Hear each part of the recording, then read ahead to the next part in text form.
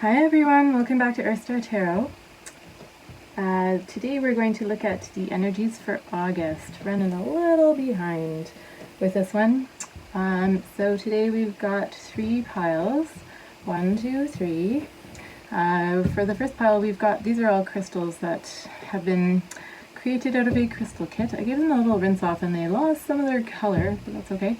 Not meant to be long-term crystals, I guess. They're sure fun to make though. We did make a bit of a mess, but that's alright. Okay, so I pulled these cards. They came out just as 3 cards altogether when I was shuffling.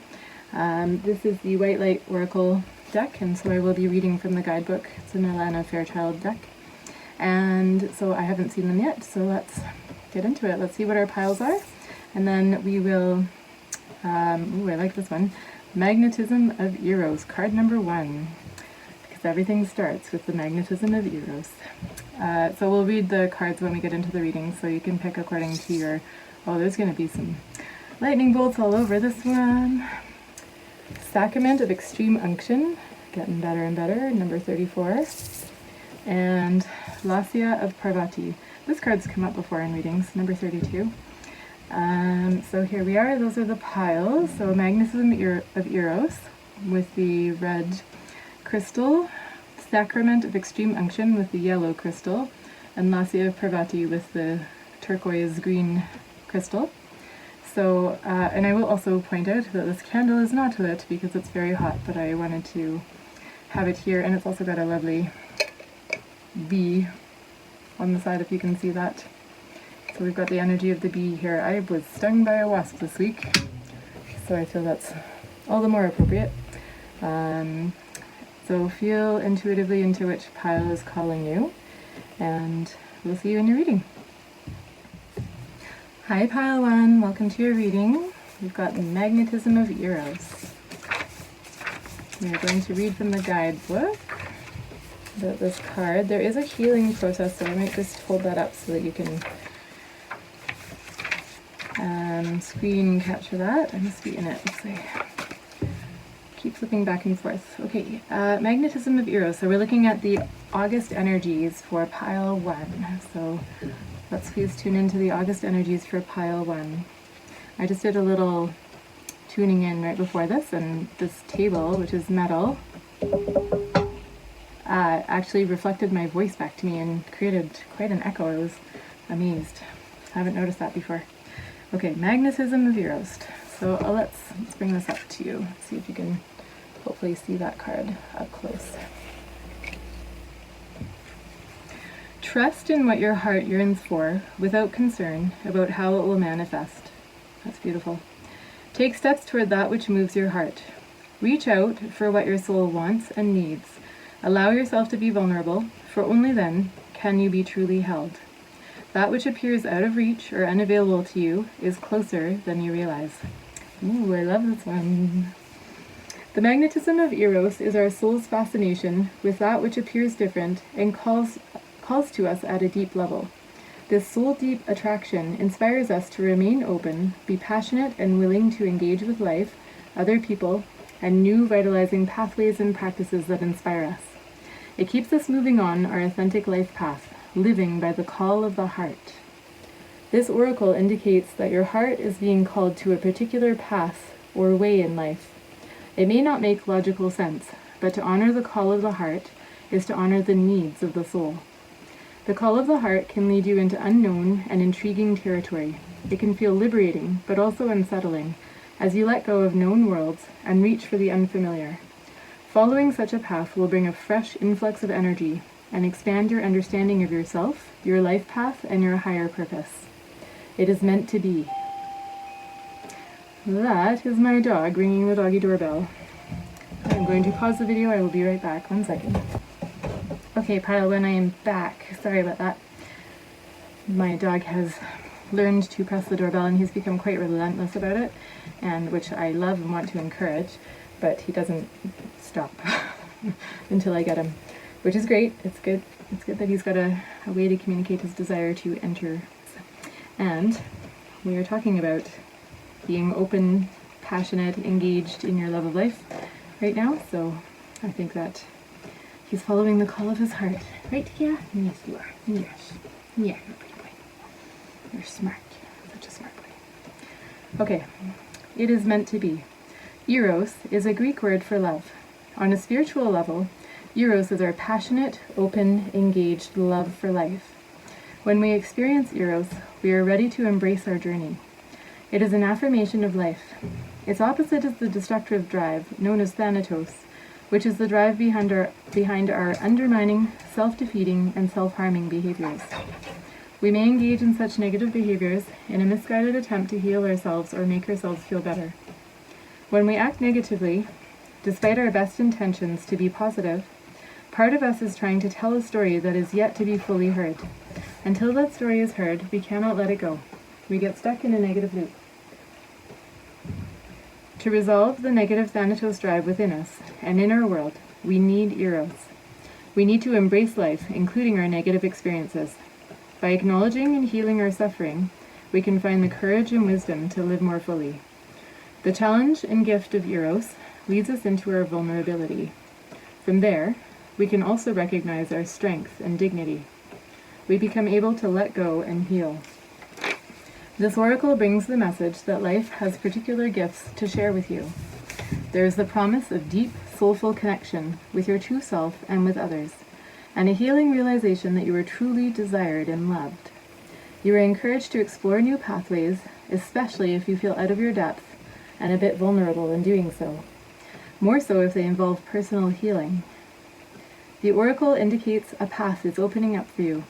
It may not be the easiest way forward, but when your heart leaps at the prospect of it, know something truly special is unfolding for you through that pathway. Trust where your heart is leading you. If there was a way to endorse this reading, or this message, I would endorse it. It has my full endorsement. The healing process is just one page, so I will just hold that up and hopefully that's visible. Let's see. Just leave that for a second so you can screen capture that if you wish to pursue it. And we'll set that to the side. And we will pull some tarot. So I'm using the Modern Witch Tarot, my favorite deck of late. I did pre-shuffle, but let's do a little shuffle to tune us into our pile ones. So pile one, what does pile one need to know about August? And if you're watching this video at another time, you can of course take this as a message for the month ahead from whenever you are watching. Let's do one more pre-shuffle. Or sorry, one more shuffle. Oh! These cards are definitely quite stiff.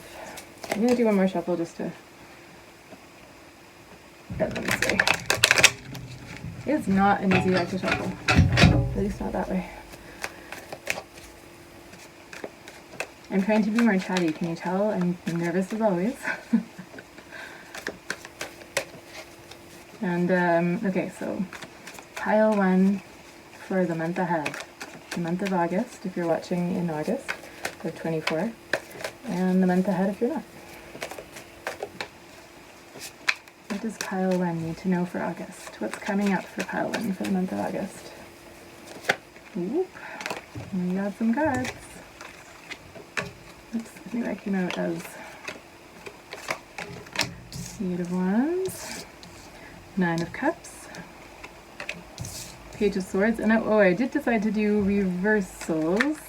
So I've got a little cheat sheet here beside me that I've worked very hard on. It is not complete for the reverse meanings, but I'm feeling confident mostly about the upright meanings at this point, so I feel like I can delve into the reverse meanings and maybe look up the one or two that I, or 7 or 8 that I haven't filled out yet. So if you can bear with me, if things do come out in reverse, I will take them in reverse. Let's get maybe 2 more cards and then some clarifiers. So pile one for August 2024, or the month ahead whenever they may be watching.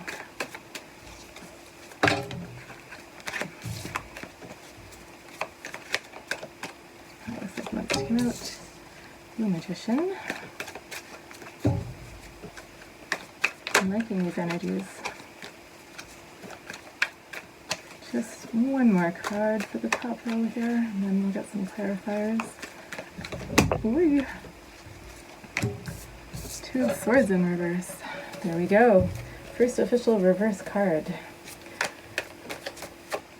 Alright, let's put a clarifier for the Eight of Wands, please. Clarifier for the Eight of Wands. I'm going to take that first card, Queen of Cups. Clarifier for the Nine of Cups. Pile 1 for August.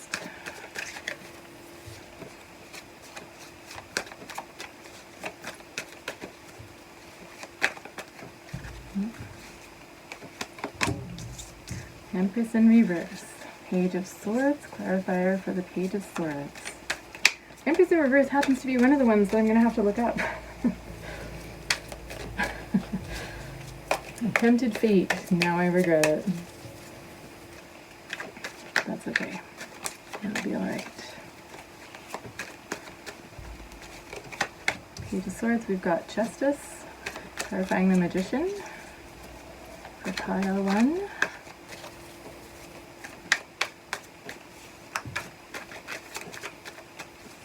Clarifying the Magician.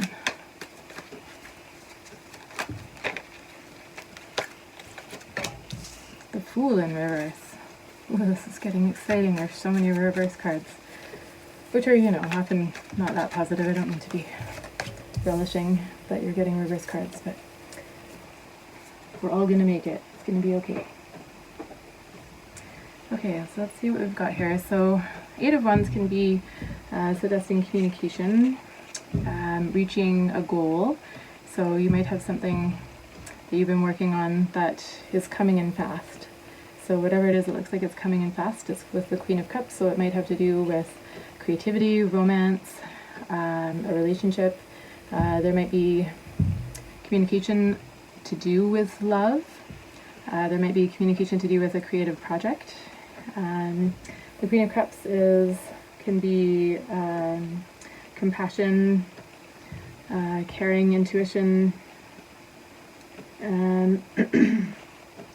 just sort of coming from an open heart space. And so I'm definitely seeing some synergy between the magnetism of Eros and the Queen of Cups here. And so this suggests that, you know, that magnetism is happening very quickly, whether what you're attracting is something, and again, you can read this as a romantic reading, or you can read it as, you know, whenever I say romance, you can hear creativity if romance is not something that is applying right now. If creativity is not something that's applying, you can apply it to romance. Relationships, or just open heart energies would probably be the best way of summing that up. Nine of Cups can be wish fulfillment, prosperity, having, you know, it gotten to a place of contentment and satisfaction. The Empress in reverse, we will have to look up. Reverse Empress.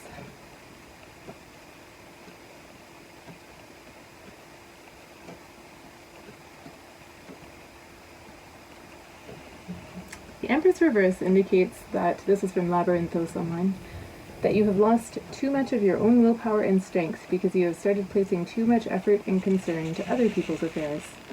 While the Empress's nature is of showering her loved ones with attention and care, this can sometimes go overboard. So overgiving, neglecting your own needs, possibly smothering the ones you love with well-intentioned actions. It can be lack of self-worth, clinginess, lack of progress in love, feeling insecure at work, not growing skills, feeling insecure about finances, despite stability. So it might be that you've gotten to a place of contentment and satisfaction, but maybe you're not feeling it. Maybe you don't feel like you're there, even though materially speaking, you are there. So let's see if we can put these together. So it may be that communication is coming in fast, and it's, you know, bringing you to a place of satisfaction and fulfillment, but you're not quite trusting that satisfaction and fulfillment. So it's not landing quite as it should. Page of Swords. is, I think Page of Swords can be communication as well. I'm just going to refer to my cheat sheet so I don't misspeak. Communication, skeptical about an outcome. It could refer to somebody watching you, for example, online. It could be back and forth communication, so there may be some communication happening between these two cards. Communication happening quickly. Questioning why people do the things they do. Skeptical about an outcome, so there might be some affinity between this Empress card of not quite, let's say, not quite having the self-worth to trust the Nine of Cups coming in, or the Eight of Wands coming in. So maybe these energies are there, but there's just a bit of a lack of confidence in them as yet. Maybe that imbalance will right itself over the course of the month, is what I'm seeing with Justice here. And so Justice is sort of Libra energies. If there's something that's out of balance, it will come into balance. It can also refer to the consequences of one's own actions, or sort of karma, balancing the scales. The sword here refers to truth. So we've got Page of Swords and then Justice with another sword, and single swords in both cases. So there might be kind of a... curious about this 2 on her chest here. I wonder what the significance of that is. And so if there's anything that needs to be righted, it looks like it will be. So there might be, if there's like a misgivings about trusting the communication, it might be that will come into balance, is what I'm seeing here. The Magician can be about manifesting. So primarily I would take that to be, you've got the resources, you've got the ability to manifest the outcome that you want. So maybe take a minute to reflect on what that outcome is. And the card suggests that you have everything to hand to bring about the outcome that is desired. And so maybe the task here is to put some trust into it and be able to put those resources to work for yourself for the sake of the lemniscate. But let's look into the Fool reversed, referring to my cheat sheet. Carelessness, could be poor judgment, lack of direction, being unprepared, possible folly, naivete, holding back, or being afraid to start something new.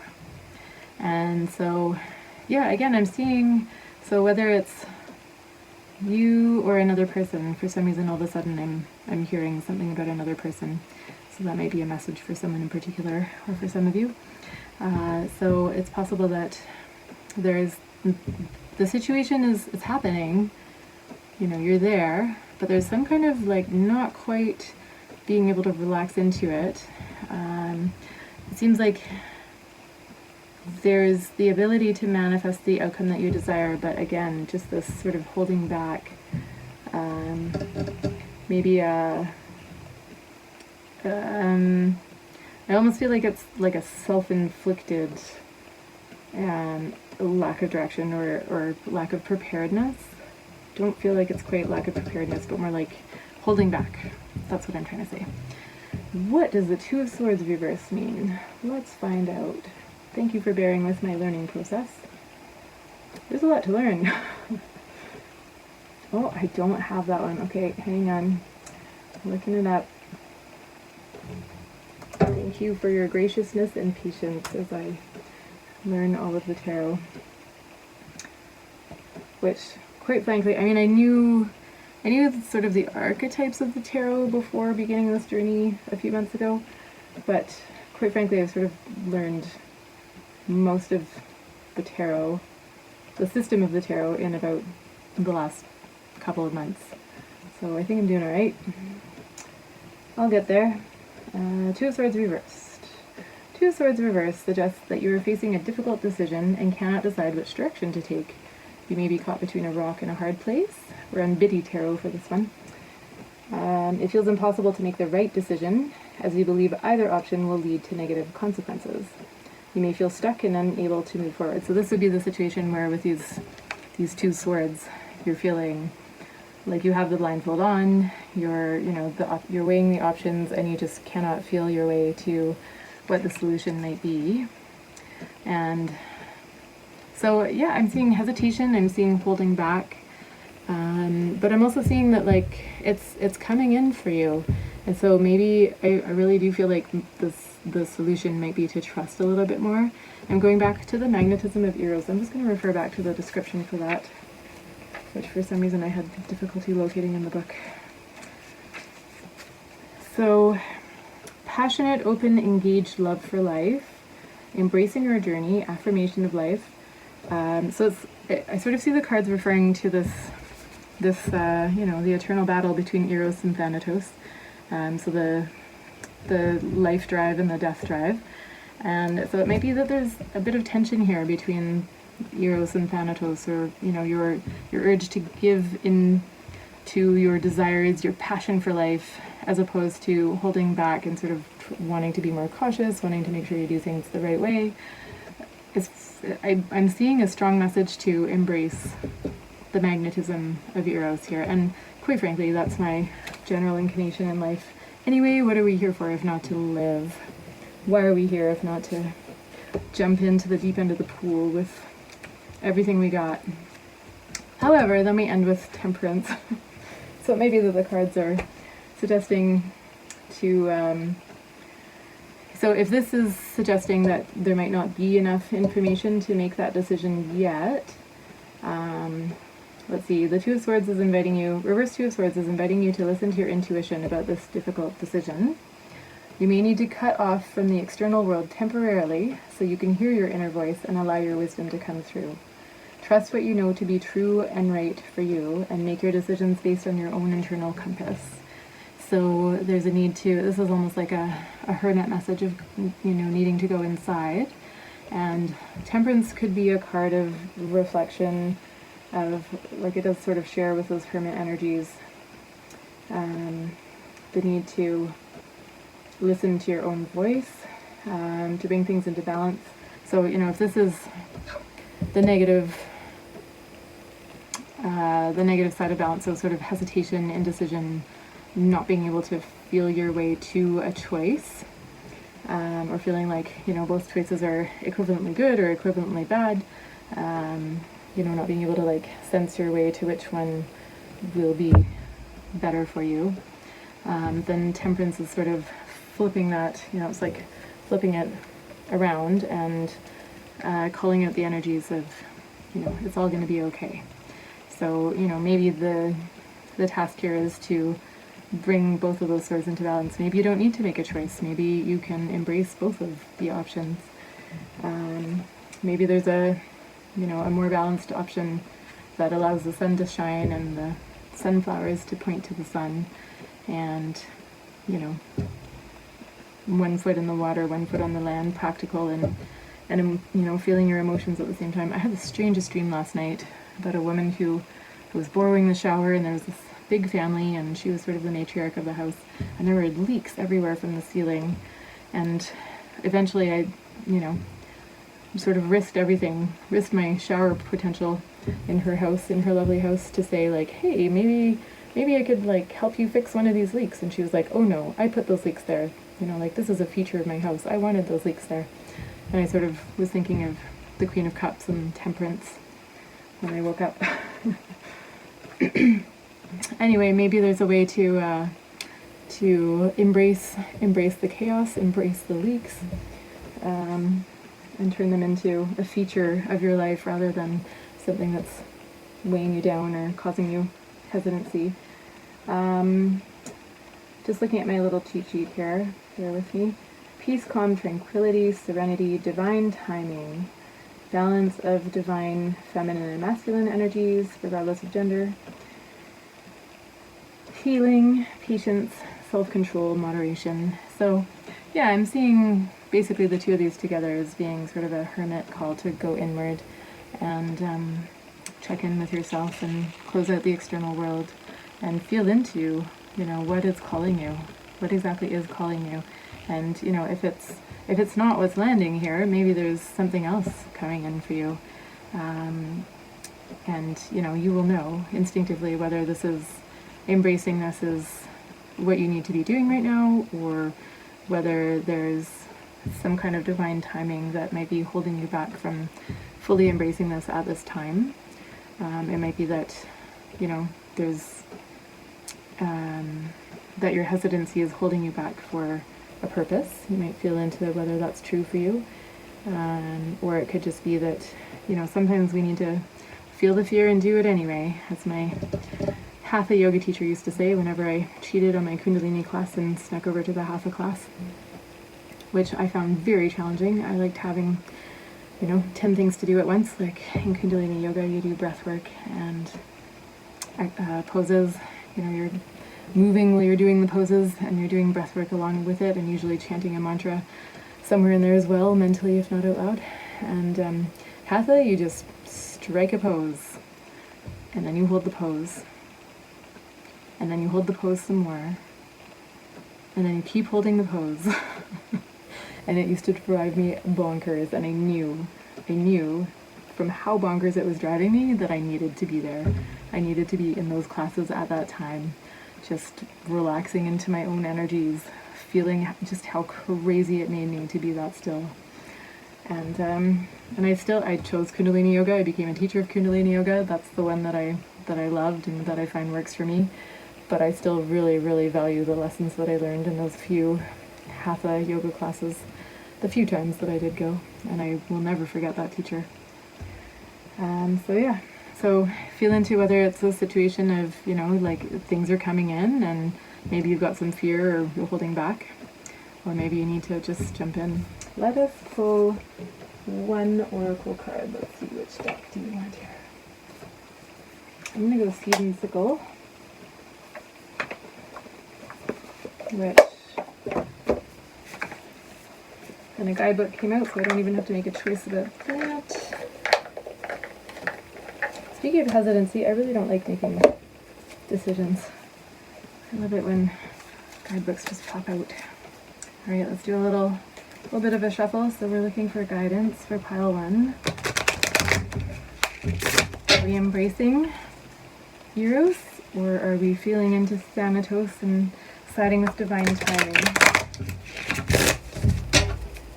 Let's pull one card.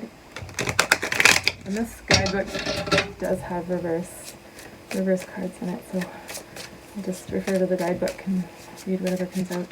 We're going to get one card for pile 1 for August. Eros, Thanatos, divine timing. I feel like that's it. So we've got Buttercup, card number 5, and we're using the Dusk guidebook. Buttercup. A Persian legend tells of a prince who fell in love with a beautiful nymph. So taken was he by her beauty that he serenaded her day and night, certain that she would come to love him too. The common ending for the tale is that they wed, but another popular ending suggests that the nymph became so frustrated with the prince's rowdiness that she turned him into a buttercup simply to silence him. Well, you got an ambiguous action card to go with the ambiguity in this reading. So I think maybe the message really is to go within and feel into what's right for you. And the card ends with, take a step back where the prince did not and reassess your situation. Sometimes it's more beneficial to be patient and let things happen in their own time. That sounds like it's siding with divine timing, actually. Okay, pile 1, I hope that was helpful. And I hope August treats you well, and I hope divine timing leads you directly into the magnetism of Eros, because that's the one I would choose. And yeah, I hope that helps. And please do like the video. It's very, very helpful. If you can leave a comment, even just a little emoji would be super helpful in terms of boosting the YouTube algorithm and helping the video be seen and other videos be seen. And thank you so much for being here. So grateful that you're here and watching. Bye, pile 1. See you in the next one. Hi, pile 2. Welcome to your reading. So we've got out of the White Light Oracle deck of Alana Fairchild, we've got the Sacrament of Extreme Unction. So we're looking at August of 2024, if you're watching the video right after I posted it, and or the month ahead. if you're watching at any other time. So these readings are timeless, and they can apply to your month ahead whenever you're watching. And so, I should have said that in the intro probably, but here we are. If you've watched this far, you're probably interested, you probably already put that together for yourself. And so let's get into it. Number 34, Sacrament of Extreme Unction. Your heart knows how to let go so you can find peace. It is time for you to experience spiritual closure. A beautiful new reality is opening up for you.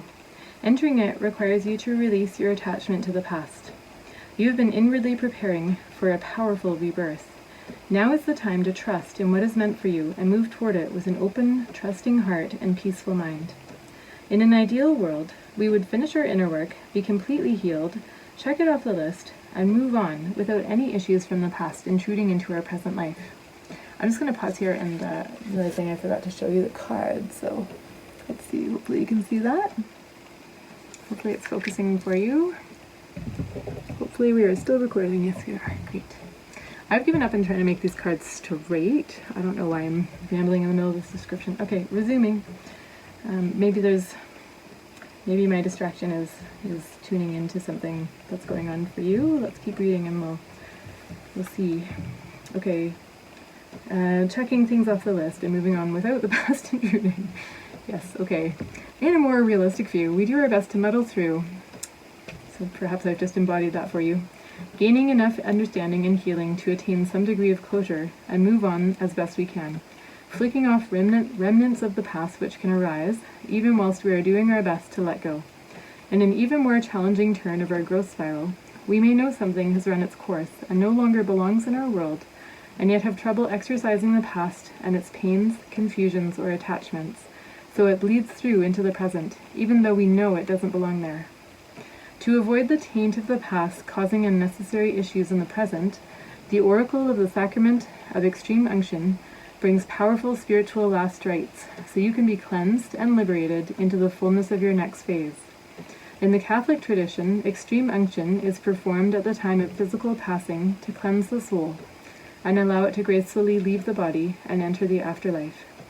In the context of this oracle, the symbolic equivalent of the sacrament is the powerful intervention of spirit to free you from the grip of what has been.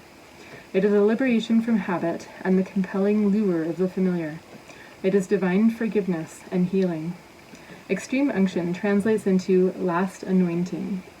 While spiritual grace will be with you always, and blessing is always available to the receptive heart, this oracle wishes to bring to your attention the ending of a particularly stubborn pattern. As it does, you will feel greater freedom and a new lease on life, as if you were being born again within this lifetime. It augurs significant and permanent healing release. As the expression goes, every saint has a past, and every sinner has a future. This oracle encourages you to embrace your future and let go of the emotional and psychological burdens you have been carrying for yourself and, likely, for many others, ancestors and more, for far too long. Sometimes we martyr ourselves to the pain of the past, or even attempt to carry the suffering of others, holding it within our hearts as if that can alleviate the burden of another or create healing. All that happens in such instances is that suffering increases. Let yourself off the hook of guilt, shame, or blame. Give yourself permission to acknowledge that all people, including you, have done their best. The universe is offering you a powerful spiritual gift. Your heart knows how to receive it. Let go. There is no turning back. It is time to start anew. It is your time to be happy and free. So I'm hoping that resonates with you, pile 2. And if so, you're in the right reading. And if not, of course, you can choose a different reading. Here is the healing process. I'm just gonna see if we can, it's got 2 pages there, so I'm just gonna hold that up and hopefully it will focus and you can screen capture it. It's really difficult to tell, but hopefully that's all in there. Okay. And just move that over to the side. And we're gonna pull some tarot. So I just did a little shuffle of this, but I just want to do another little shuffle. And call two. So this is the Modern Witch Tarot. I'm gonna need to, I just want to, so I haven't been looking at the bottom of decks, mostly because I just forget to in my nervousness and haste as I try to get used to this modality.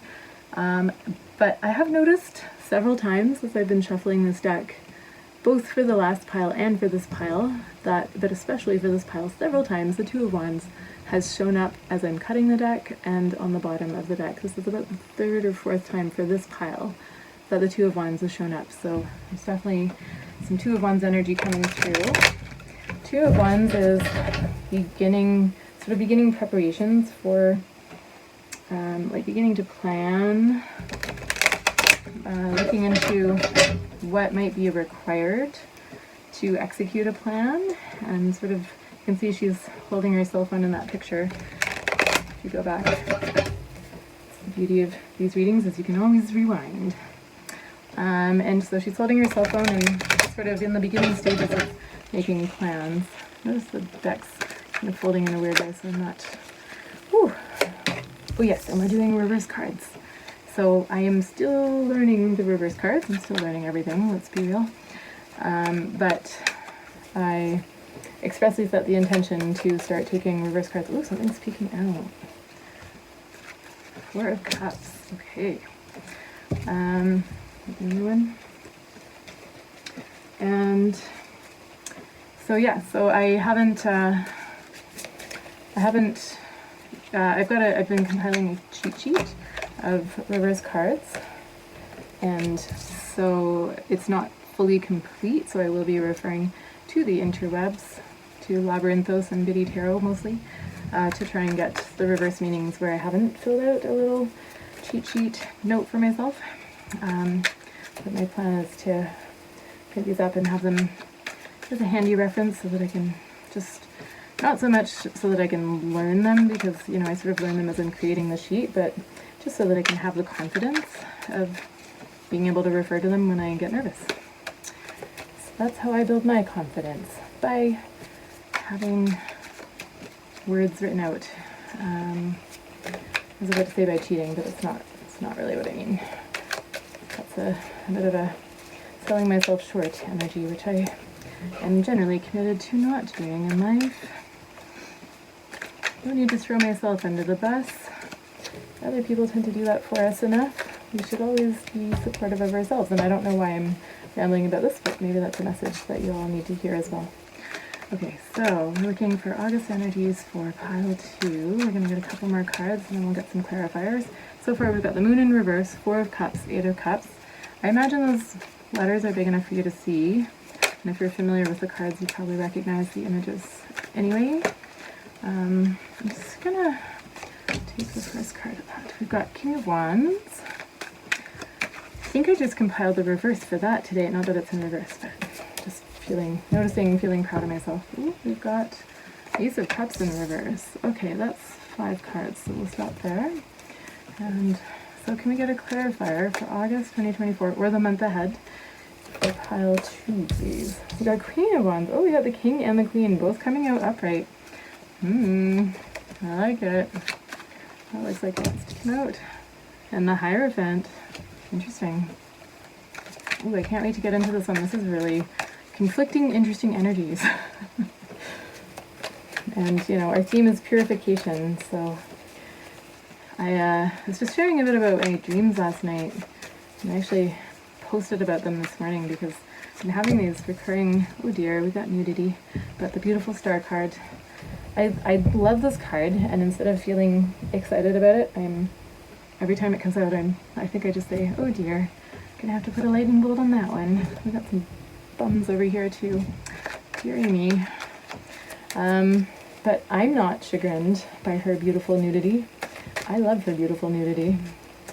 But, you know, our robotic overlords at the algorithm central of YouTube perhaps don't.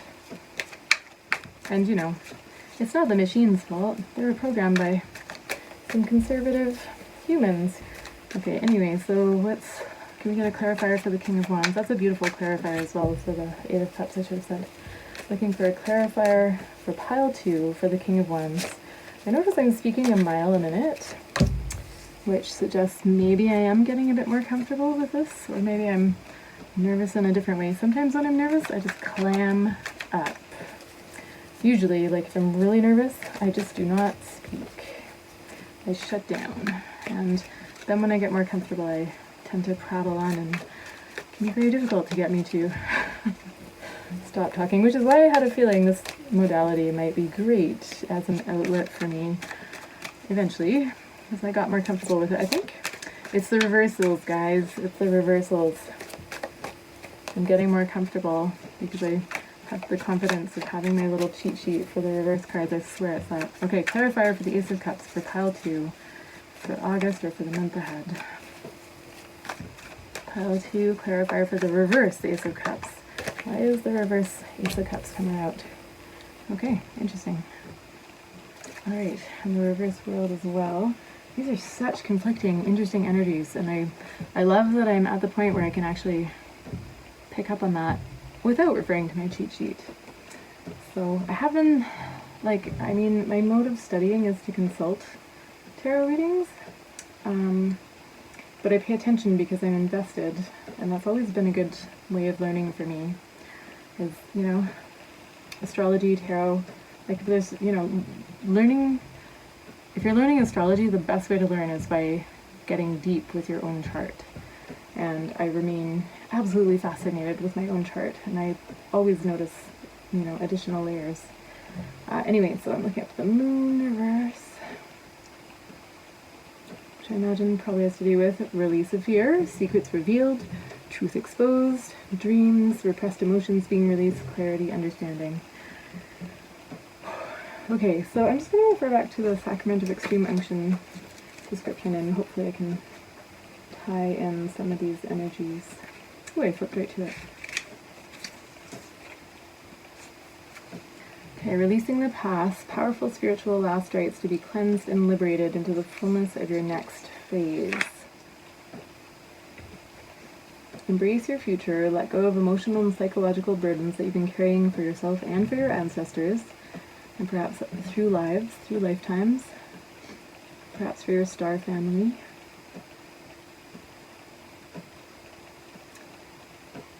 Acknowledge you've done your best and everyone else has too. Let go. Time to start anew and be happy and free. Alright, so this definitely ties in. So releasing fear. So this release of fear might have to do with lifetimes of fear. It might have to do with carrying, you know, this might be some ancestral energy that's sort of burbling up from the deeps, from the deep. Water represents the unconscious.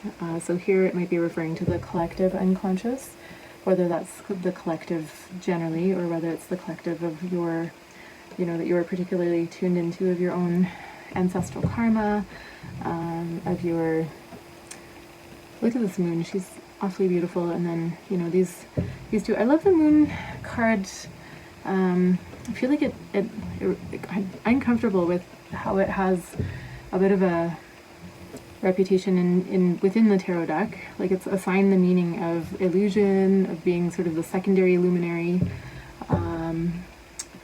and, you know, it's just got a bit of a bad reputation, whereas, you know, in astrology, the moon is emotions, it's the earliest childhood patterning. I feel like that's a more honest way of reckoning with, you know, we all learn things in our earliest days of life. We learn things in the womb.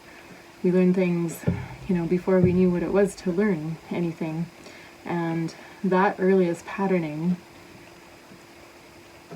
programs, I want to say, that's not quite the right word, but it sort of creates pathways, you know, neural pathways or habitual pathways of thinking, of feeling, of reacting.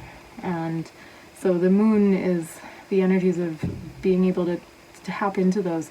And in this case, we're talking about tapping into those, you know, for your own healing, but also for healing, you know, you're holding ancestral patterns. So, and if you even just think of that, dare I say, scientifically, you can think of, you know, you don't have to believe in anything spiritual to acknowledge that, you know, how you were parented in the earliest days of your life is likely tied to how your parent was parented in their earliest days of life, and likewise would have been tied to how that parent was parented in their earliest days of life all the way back. And, you know, so those resonances might not trickle down fully, but there will be at least some commonalities that are sort of coming down through the generations and influencing your earliest childhood patterning. And so it might be that, you know, in holding space for your own healing, you might be holding space for the healing of many generations of ancestors, or, you know, if you believe in going beyond, you know, simply the ancestral line and looking at collective energies, whether you're, you know, related by blood to those energies or not. Maybe you're related energetically. Maybe you are someone who is able to tap into collective fear patterns, I want to say, and who's tuned in, you know, to the intuitive side of things and able to hold that space. And so maybe this month you're being called to hold some of that space and do some releasing for the benefit of both yourself but also for the collective, and, you know, acknowledging that whatever you do in that regard is enough. And so you don't have to, you know, release all of humanity's collective suffering, of course, but, you know, any little piece that you do will benefit the collective that you're feeling attuned to. And I didn't even look at the Queen of Wands here, so that just went very deep. So I am going to refer to my cheat sheet for the Queen of Wands, because I know I just wrote her up and have some beautiful words. So the Queen of Wands is the energy of a person who's very poised, very confident, independent. She can be a social butterfly. She can be admired by all comers. She is self-assured, passionate. She's sort of the queen of passion of the deck in the upright. Vivacious, charismatic, optimistic. She's, you know, she's the life of the party. But in a, you know, responsible, mature way, in the sense of being very much in her own energies, and has creativity, determination. So she's able to sort of harness all of the good things about being the queen of the suit of passion and creativity, and fiery creativity, I will add. And so it might be that you've got a way, you know, maybe you've got some charisma around this healing journey. Maybe you've got a way of sort of drawing others into it and holding space for other people to do some of that collective healing work. That looks like a really beautiful energy. I'm feeling absolutely parched after that little download, so I'm just going to pause here and run and get some water, and then I'll come back to the Four of Cups. Okay, thanks for your patience. I am back. I love that the Queen of Wands was so fiery that she made me immediately so thirsty. It's very hot where I am, or at least, you know, for the rainforest area where I live, it's feeling quite warm. I know for most of the world it probably would not be considered such, but it's a little warmer than we're used to up here right now. I wanted to mention also that one of the reasons why I love this deck is that it recasts some of the traditional tarot in just beautiful light. So we've got our Queen of Wands, as a queen ought to be, in my opinion. She's, you know, she's got bigger hips, looks like she's birthed some children perhaps, and she's got, you know, she's got skin that is uneven. She looks like she's got like some skin that's sort of darker and lighter all at the same time, which, you know, you wouldn't usually find in a tarot deck. I mean, none of the other cards feature variations in skin tone, but, you know, different skin tones, but she in particular has, you know, like light, dark, and so I just find it really interesting, the details that are included, as, you know, she's supposed to be the most desired woman in this deck, and so the portrayal of, you know, the most desired of women is just, I think, quite different than it might be in other decks, and I really love that about this deck. Okay, and so then we've got the Four of Cups. So the Four of Cups is the energy of, her sweatshirt says over it, I like to point that out. So the Four of Cups can be sort of rejection of a situation. It's sort of like, you know, these 3 cups have been drunk, and then that 4th cup is just not needed, not desired, not wanted. It can be rejection, it can be setting boundaries, but not necessarily in a healthy way. It might be, I feel like, just gonna pull this up because I feel like there was something I was trying to catch there that I'm not quite getting. Missed opportunities, I think. So it can be the energy of missed opportunities or indifference, focusing on oneself, on one's own energies, but there can be an element of just sort of focusing on focusing on the past and not being alive to what's happening in the present. And so it might be that I'm trying to sort of get a clarifier for how these go together. Let's look at the Hierophant, and then I might pull another card to just kind of see how these go together, because then we're seeing the same energies again with the Eight of Cups, which is walking away. So it may be that, you know, you've been engaged in this healing journey, but it might be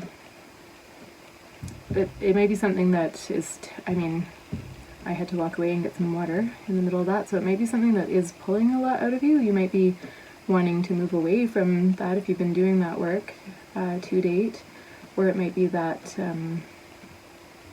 that you're walking away from something else in your life in order to focus on that journey. So if either of those resonate for you, take what resonates. If you have to struggle to make it fit, then it's not for you. But if either of those do resonate, the Hierophant can be about commitment. It can also be about like a formal education, formal mentorship. Don't know if you can see this from way up there, but there's 2 keys crossed here, which are, you know, the keys to the spiritual teachings and wisdom that are embodied by the Hierophant. Who in this card is like this beautiful woman with drapey clothing. She's got like a bit of a witchy vibe. She's got, again, fuller hips, which I love. And, you know, she's absolutely beautiful. She's got sort of inky tattoos, not color, but inked tattoos.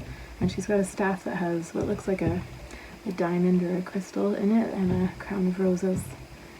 And she's got her fingers up here, holding 2 fingers up, which would be the, oh, do I remember my fingers? I think that would be, I want to say Jupiter and Saturn, but I could easily be wrong about that. Saturn is probably the ring finger, actually. I should look that up rather than, see if I can look that up quickly. Here, just bear with me. Fingers and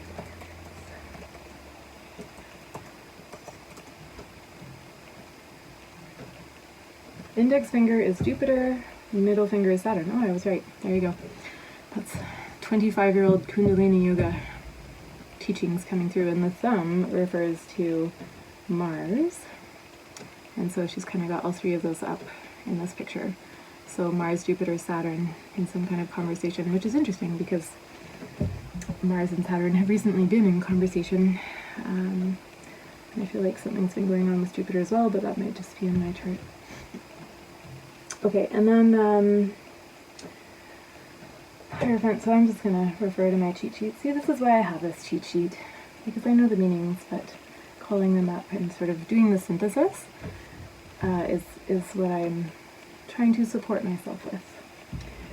Higher self is pushing you to do the work, wants a commitment, spiritual lesson learned, cycle broken, karmic lesson learned.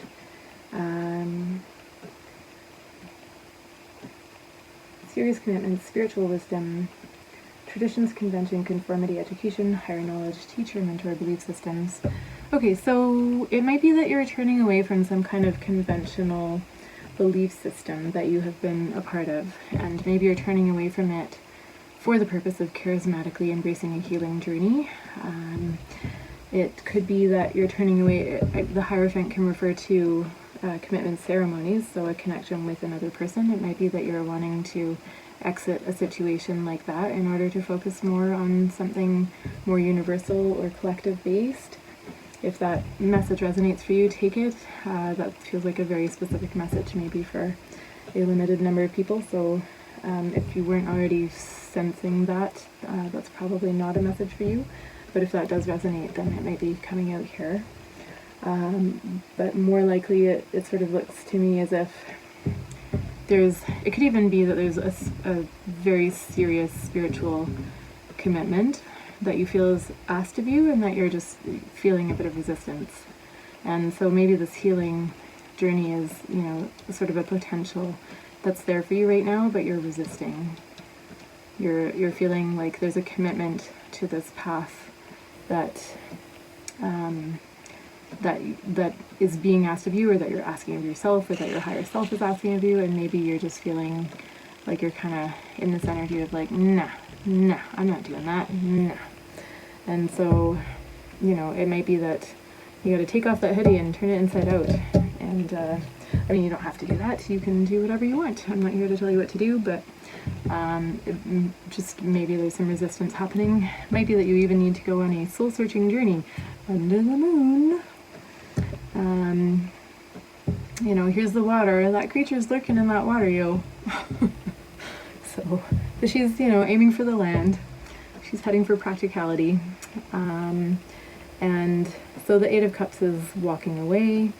It can be leaving a situation. It can be looking for the truth, searching for the truth. These cups, there's 8 of them. You're almost at the pinnacle of the cups journey, and you're walking away. And so again, there could be something of missed opportunities here, but also just choosing to walk away from an opportunity. I don't know, maybe there's a formal education opportunity, or like a spiritual education opportunity that you feel like you need to walk away from, or maybe again there's some resistance happening. But if there's resistance happening here, whatever it is that you're feeling resistant to, maybe the searching journey, maybe you're going off on a quest, maybe there's something formalized here that needs to be walked away from in order to explore your own intuition. So maybe you need to sort of be on this quest, walking away from, opportunities that you feel like maybe you technically ought to be taking advantage of, but maybe the goal here, or what's right for you, maybe it is to walk away and go on this intuitive journey. I'm not saying quit your day job, unless that's something that you already have been strongly feeling called to. As with all things, exercise caution. Check out what's in those cups before you walk away from them. If they've just got like a drop in each of them, maybe, yeah, you want to walk away. But if they're full and they're going to sustain you and your family for many years to come, maybe think hard about that decision before you walk away. So again, it's a tarot reading. Take what resonates, so leave the rest. But anyway, so if there is some soul searching to be done under the moonlight, to get in touch with your own intuition, it looks to me as if that will be leading to fulfillment for you. So the star is the card of wish fulfillment, of getting in touch with your own intuition, feeling divinely connected, hope, renewal, spirituality, inspiration. You can tell I just went over to my cheat sheet. It literally says here, there's a reason you can't let go of something, which would be a phrase I wrote down while listening to something else. Do we have no, we've got the Queen of Wands. A person focused on themselves or their career goals or what they want to manifest. Healing after separation, that might resonate for someone. There's a reason you can't let go of something. So it might be that this resistance journey brings you back to what has, invested you in these cups to start with. Like, how is it that you built up those cups? What took you on this journey to where you were able to amass, 8 cups of fulfillment? It might be that you need to take a pause and reflect on that, and maybe, take what's good out of that journey and move forward with that. Maybe you want to, pour some of it out into the land and keep some of it in your sacred pool here, I don't know. Maybe there's some discernment that's happening, so maybe it's a resistance journey that's leading to discernment in a way that will support you in moving ahead with this mission, this sacrament of extreme unction that possibly you're being called to. Then we have the King of Wands. So King of Wands is the counterpart, of course, to the Queen of Wands, and you've got them both here. And if I was a more exuberant type of tarot reader, I would probably be squealing in excitement about that. So consider this my squeal. That's my dry sense of humor coming out for you. King of Wands takes action, takes control of their love life, passionate, energetic connection, possible sexual passion, especially with other wands. Well, we've got other wands here, we've got all the wands really with the Queen of Wands here. So this is divine counterpart energy. I'm not really seeing romance so much in the rest of this reading, but that may be something that resonates for some of you. If you're hoping that August might have some of those energies, it looks like it certainly does, but you know, they're both upright and they are each other's tarot proscribed counterparts, but they are also, you know, fairly far away from each other. I would say there's a bit of a resistance journey between them, but with some lovely star energies. So I don't know, maybe this is all, you know, maybe those 8 cups of the cups that you've discerned that you want to keep with you or bring forward with you, maybe that's leading to some counterpart energies, whether that's the counterpart energies of you and another person, or maybe it's of you with your path, you know, whatever interpretation you're giving to this sacred healing path are the words that are wanting to come through. We've got the World in reverse for the King of Wands. So the World can be endings. Do I have a description for the World in reverse? I would assume it has to do with not ending. I do not. Bear with me while I look this one up, please. World card reversed.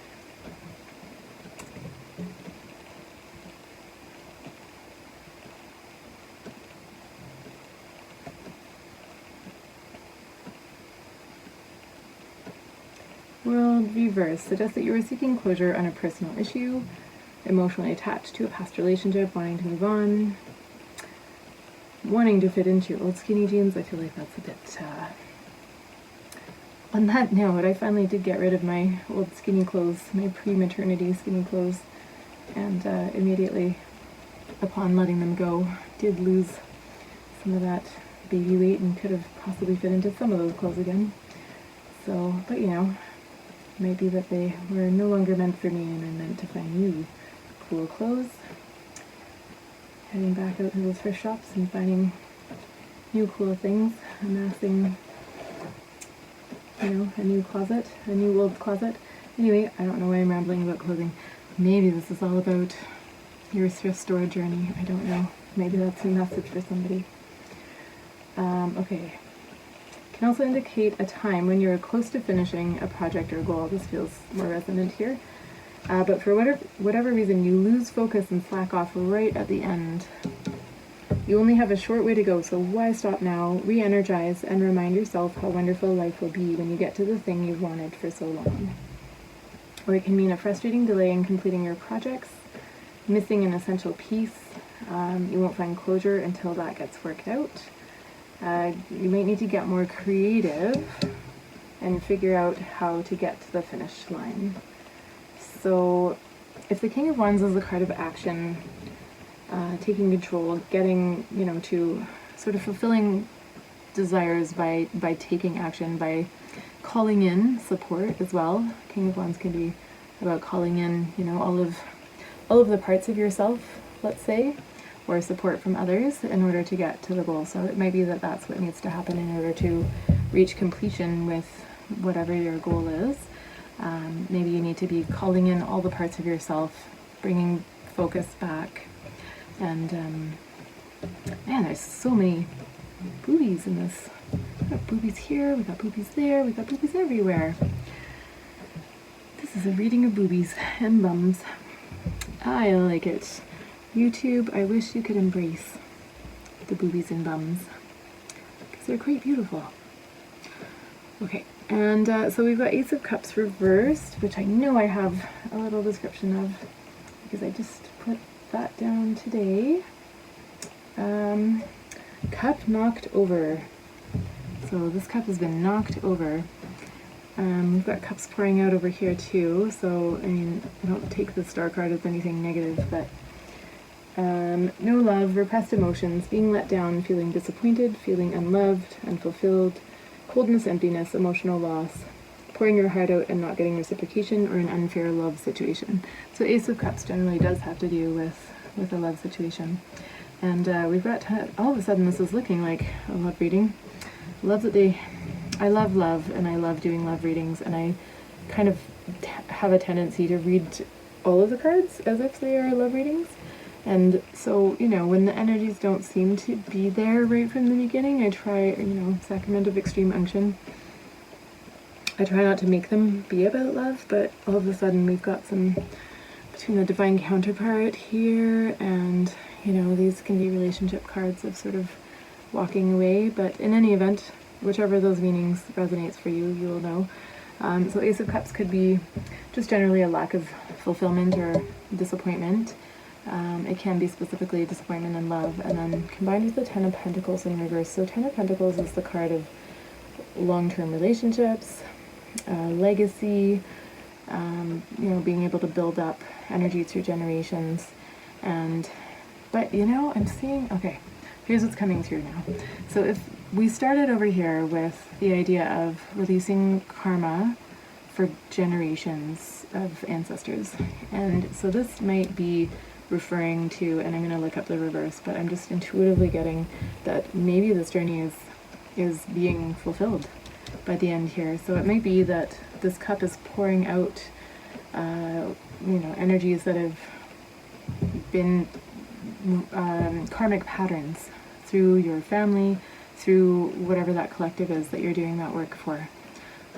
See, there I saved it. It can also be about love, it can be, and if that resonates, take it, and I'll try and bring forth some words about that in a moment, but I just want to make sure that I'm completing the reading that I started over here. So it seems to me that maybe it's a good thing that this cup is overturned. Maybe this is the rejection of, there we go, it's the rejection of the karmic patterns, walking away from those karmic patterns, maybe doing that through some kind of disciplined spiritual practice. I love when things come together, and that's bringing forth this sort of balance, wish fulfillment, you know, strong spiritual resonance, I would say, and doing it with, you know, just a lot of passion, commitment, charisma, being able to rally support, bring forth support from yourself, from your spiritual path, from others, from the communities you serve. And I've lost the plot with the world reversed.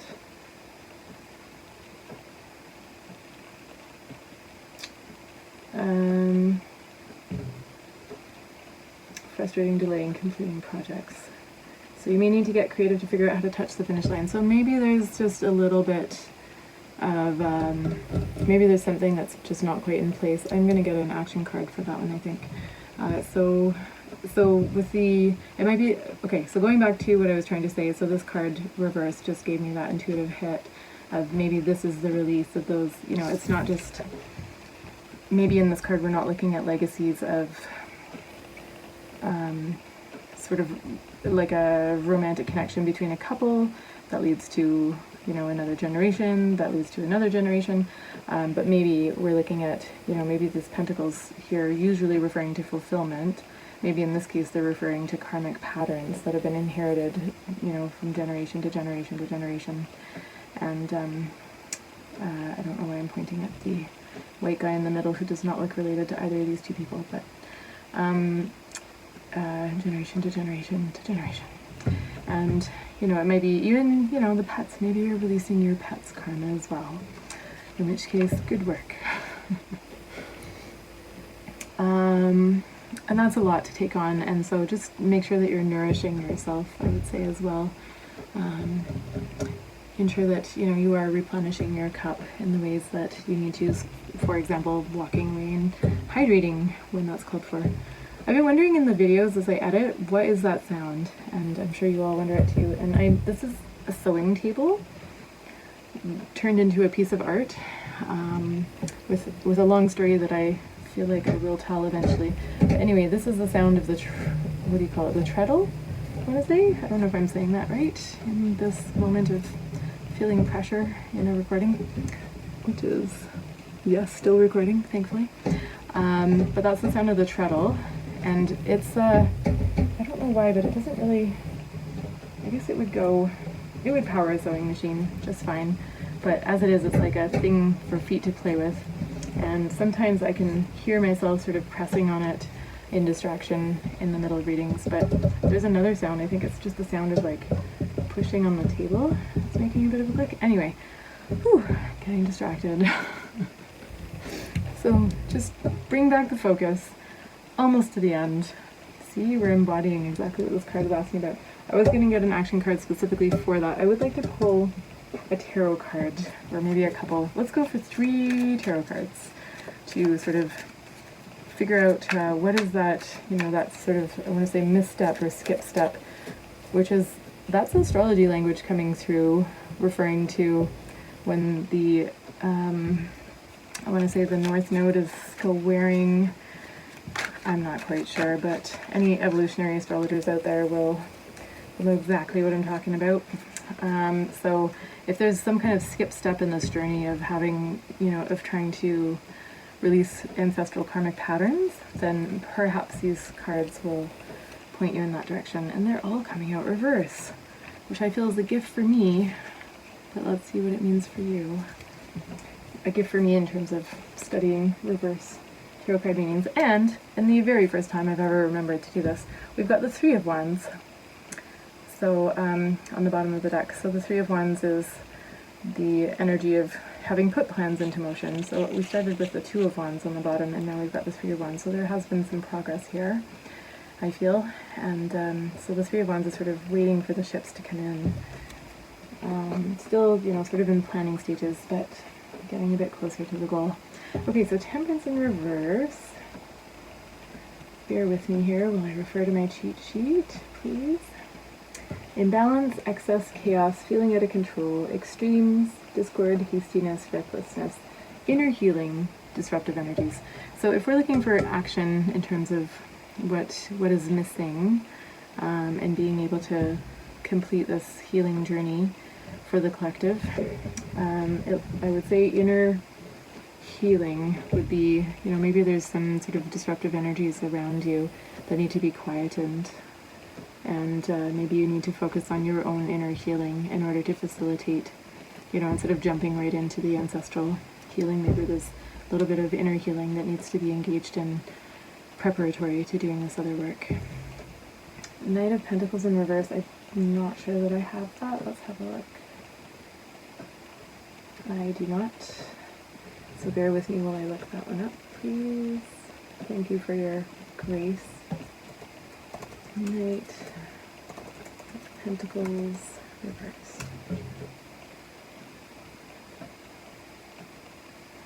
And Biddy Tarot for this one. I'm curious because Knight of Pentacles upright is slow-moving energy and trying to make sure that you're doing things in the right way, trying to increase stability. Reversed, do you need greater self-discipline and commitment to achieve your goals? Are you feeling some resistance? The Knight of Pentacles is here in reverse to suggest that you establish a schedule or routine for yourself and stick to it until you have completed your assigned task. Wow, that's very specific. Get down to it, pile 2. So establish a routine, a schedule, come up with some kind of, let the noise go, set routines for yourself. That's very Taurian, which is, what Pentacles are kind of all about. So interesting. And just, take steps and get there little by little.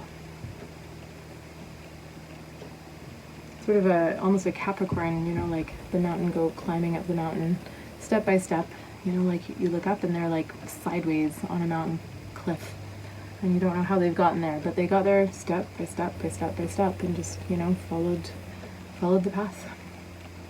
And then Four of Swords in reverse. I'm not loving what that might mean, but oh, I do have a little bit of a meaning. Time to act, re-entering the world, restless, burnt out, exhausted. Okay, so you might be feeling some exhaustion or some burnt out energies, but I think in combination with what we've got here, so you need to go inward. You need to make sure that you're completing the steps in, you know, a routine way in order that makes sense. Maybe you need to go inward to figure out what that routine should look like. And then you need to go outward. At that time, you're being called to act and re-enter the world and engage in this journey. So I hope that's been helpful. I am going to pull an oracle card from the Seed and Sickle deck. I'll just give it a little shuffle. Because I did that for part one. I don't know, should I read the energies more intuitively and not just pull the same cards from the same deck? But anyway, here we are. I am feeling called to pull it, so I will pull it. I hope y'all can hear me. I know I need to get a microphone, and I will do that as soon as there's cash to do it, which might not be for a while, but it is definitely foremost on my mind and a priority as soon as I can do that, once other more urgent priorities are attended to. Moonwort with a key. There's so many keys coming up for me lately. I love it. 15. Let's see what this key means for you, pile 2. So we're using the Death's Guidebook for the Seed and Sickle deck. 15, Moonwort. I have never heard of Moonwort. Moonwort ferns have many magical properties ascribed to them, but one of their most prominent is their ability to undo or destroy any luck. I love it. Amazing. Our minds are skilled at hiding away old griefs, unwanted feelings, and even stressful memories, possibly for ourselves or possibly for our ancestors or the collective that we are carrying energies for. Interesting, so interesting. I might have to read this all again. I mean, you can rewind, I guess. Do people still say rewind? I don't even know. You can tell my age from my use of that term. Just rewind. Just press the rewind button. Rewind the tape. Go a little bit back. Rewinding is much more satisfying when you can tell exactly what you're rewinding to. Isn't it? Isn't it, pile 2? You know what I'm talking about. Okay, where are we here? Whew! It is so hot. Queen of Wands. Queen of Wands, I blame you for making this reading so damn hot. Just got some fiery energy that's playing out. See, they're connecting through these cards and culminating in the Moonwort. Alright, I'm just going to start again. Sorry for the distraction. It's the world upside down. I blame the world upside down. Moonwort. Moonwort ferns have many magical properties ascribed to them, but one of the most prominent is their ability to undo or destroy any luck. Our minds are skilled at hiding away old griefs, unwanted feelings, and even stressful memories. But in the long term, these will become dangerous, and now is the time to make sense of them. Take this opportunity to unlock those hidden spaces and clear out some of the cobwebs for yourself and then for the collective. So I feel like that's a very harmonious message. I hope that helps. I'm going to leave it there. Please do like the video, and if you could throw an emoji in the comments, or if you have a comment for the comments, that would be even lovelier, because I do engage with all the comments. Yeah, thank you. And if you're not subscribed, do subscribe. That would be great. And these readings will come out as they come out. I've been not able to establish a regular schedule with them yet, but that is my goal. Hopefully, eventually, I'll be able to at least crank out one a week. I do find that my time gets squishy sometimes, so it might actually work better for me to record a few in one go. But I feel like the pick-a-card readings are lengthy often, and I am committed to sort of getting some sense out of them, getting the juice out of them, for y'all's sake. And man, I'm like prattling on. I must be getting more comfortable with us and building some confidence. Hurrah! Okay, so anyway, welcome to Readings with Reverse Cards, and I hope you enjoyed it. I certainly did. And melt those locks, friends. Melt them. Your own, and then the collectives. Be well. I hope you enjoyed it. We'll see you in the next one. Bye. Hi, Pile 3. Welcome to your reading. We are looking at the month of August, or if you are accessing this reading, burping, which I only mentioned because that can be a sign of releasing energies or toxicity on behalf of the collective when it happens in tarot readings. So I hear, not that I'm trying to impress you with my inner gurglings. Okay, so Lasya Pravati is the energies that we've got for pile 3 for the month of August, or I was going to say for whatever month ahead.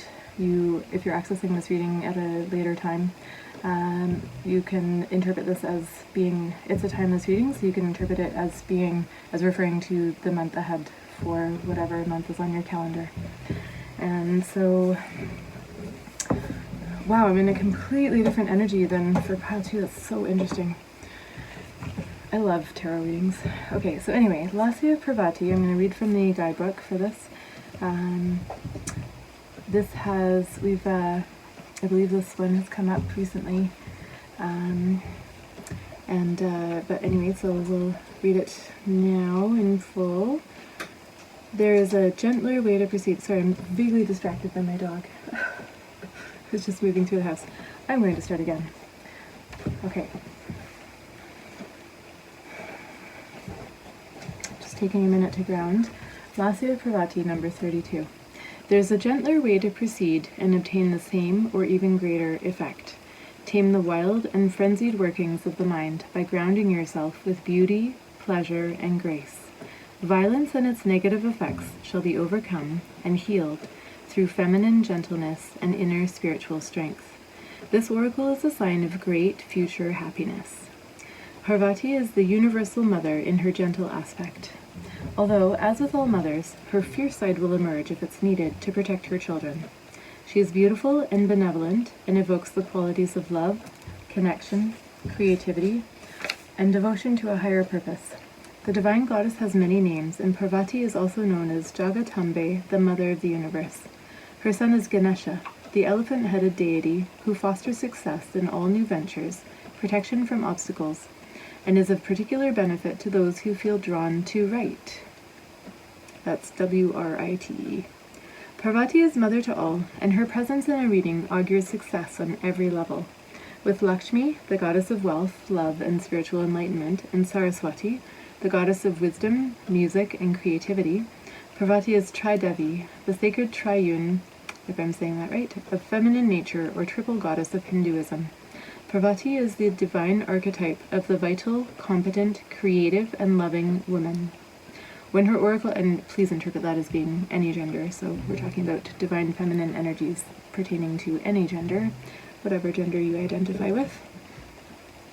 I feel like people generally sort of hear that in that way these days, but perhaps that's just the circles I travel in, and if that needs to be said out loud, and certainly I should be saying it out loud to make sure that we're all orienting to the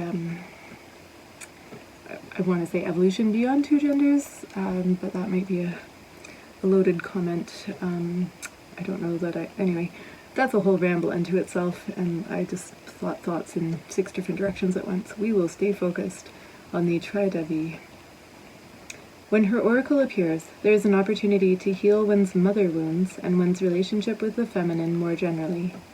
And again, this applies whatever gender you're coming from, so mother wounds and relationship with the feminine. She helps heal wounded hearts and teaches us how to belong to ourselves just as we are, rather than abandoning ourselves to please others.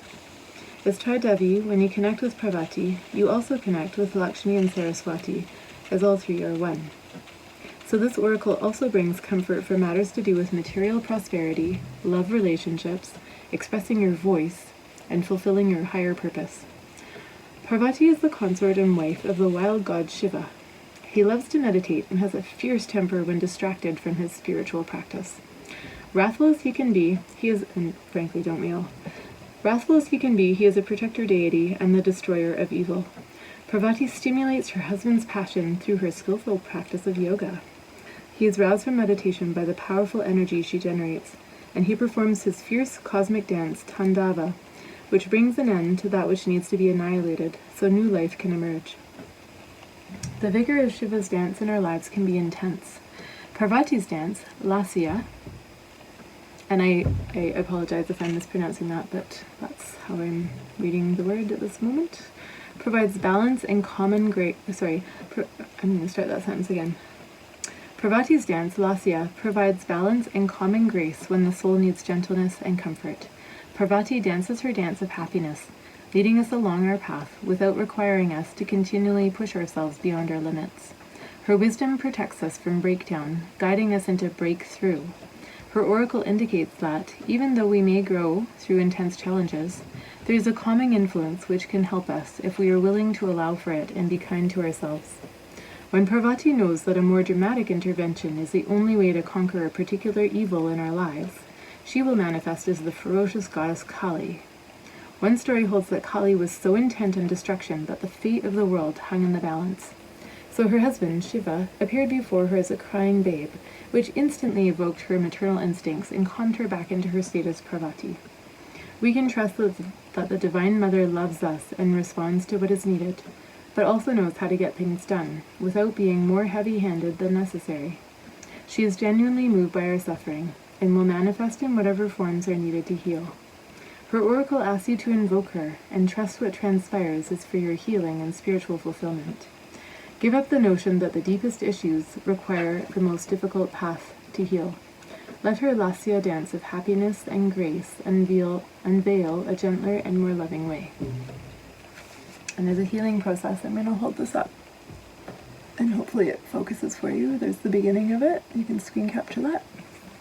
Press rewind. I was making jokes about the rewind button. You can go back if you need to screen capture that. And then here is the second page. There. You can screen capture that. Hopefully that focused for you. And so Lasya Parvati. So, oops, I forgot to move that guy.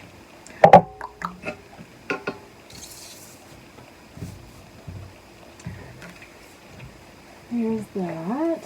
And now we will move to the tarot. For some reason, I could just not stop shuffling. I felt like I really needed to shift the energies from pile 2 going into this one. And I still feel the need for a little more shuffle. And it feels completely different in the energies. I really love noticing that. It feels so much calmer. It's so interesting. The last one was full of Queen of Wands energy, and this one is feeling calm and gentle and graceful. Interesting. My voice is calmer. I feel more grounded. Alright, so pile 3. Pile 3 is August. Please tune me into pile 3's August. And let's get some tarot. We'll pull 5 cards and then we'll get some clarifiers. And we'll see what happens after that. And I have set an intention to take reverse cards as reverse cards. It finally happened. We're there. I've made myself a little cheat sheet for those reverse cards, but it's not complete, so I will be looking up some of the cards. And so I get really excited when they come out in reverse. I do love that 7 of Cups. It's so much better than the Rider Waite. And that one's coming out for us. Ooh, Ace of Wands in reverse. So a lot of the reverse cards are, not that positive in meaning, but I'm very excited for them to come out right now, just for my own learning journey. So I'll try to contain my excitement and be attuned to the actual energies. Such an interesting indication of, oh, that Tower came out in the positive. Unfortunately for all of us. We'll get there. Let's see. Tower can be a necessary stripping away of what is not aligned. So, although it looks rather dire, It can be a process of shedding what needs to be shed. It's funny, the word shedding came into my mind as I lay it down. So maybe that has particular resonance for someone. I hope you can hear me. My voice is so much calmer with this reading that I feel like I'm not, I don't think I've ever even seen that card before. That's interesting. I mean, in this deck. Seven of Swords. She's a sneak. She's sneaking off with all the swords. She's not carrying all of them, which is interesting because that's in the Rider-Waite. She's got, I believe she's got, or he has got all 7 of them in his arms. Okay, one more card for August for pile 3. My dog's taking refuge in the bathroom because it's just so hot in our little Canadian enclave of rainforest that usually is a little cooler than that. It must be at least 30 degrees in here, which I think is probably up near 90, which, you know, probably for a lot of folks that's nothing, but, you know, it's not like we have aircon here. 10 of Cups in reverse. I'm going to put that one back. Maybe look into those energies that I did state that I wanted to have. Okay, I'm going to put those back because I haven't even gotten as far as asking for a clarifier. Okay. All y'all can just go back in the deck. Just have some patience. If it's meant to come out again, it will come out again. Okay. Clarifier for the 7 of Cups. Looking for a clarifier card for pile 3 for August or the month ahead. Whatever month we happen to be accessing this reading. Whoa. Whoa. Okay. It came out again. That's so funny. Okay, this is not a tarot card, but I'm going to read it out to you. You are a badass being full of life, love, and possibilities. Through this deck, may you find a path to your best self. So we're going to put that over with Lassia Pravati. And then we're still looking for a clarifier, 7 of Cups. I do take that as a clarifier and we'll reflect those energies, but it would be like a tarot clarifier for the 7 of Cups. I keep that in there just for fun, a fun surprise. Because I love this deck. I love how creative it is. There's another sneaky card in here. There's like 2 10 of Swords cards, and one of them is called Everything is Fine. It's in like, everything is fine. The Queen of Pentacles is a clarifier for the 8 of Wands in reverse, both in reverse. Clarifier for the Tower. You give us a clarifier for the Tower for pile 3, month of August.